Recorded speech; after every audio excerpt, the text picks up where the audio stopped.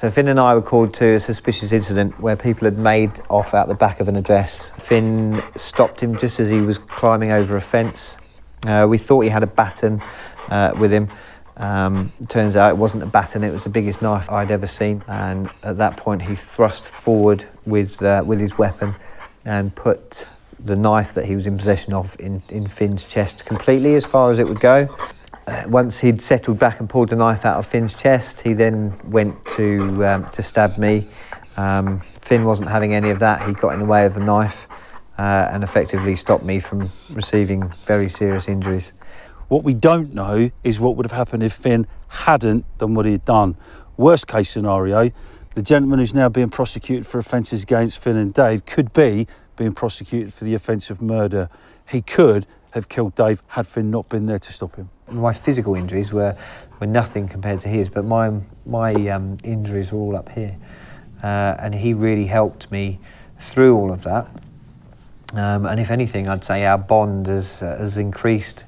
I'm not sure that it could, but it has actually increased since that night. So yes, the guilt was huge because I'd sent him effectively into that situation to be injured the way he was. So yes, the guilt was enormous. I have no doubt that there would have been a lot of anxiety, a lot of questioning by Dave as to whether he did the right thing, whether it's his fault that he put Finn into that position.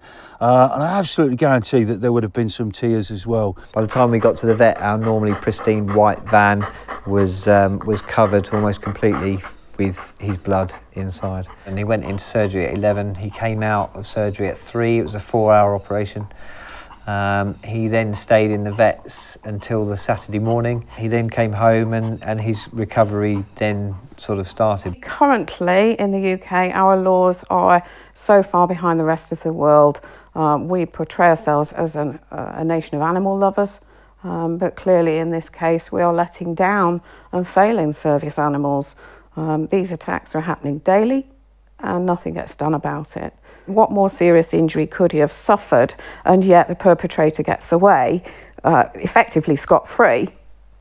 And that, I believe, is because of the inadequacy of the law. Despite what he's been through, he's still professional, he still wants to come to work, he's still a family dog, and he's still the utmost professional police dog. So Finn at home is a very different dog. For instance, if I pick up the brush and start brushing him, he'll pinch it off me and run away and try and start a game. But if my wife picks up the brush, he'll go up to her all soppy and lay on the floor and ask her to brush him. He's a real softy and a real sweetheart at home.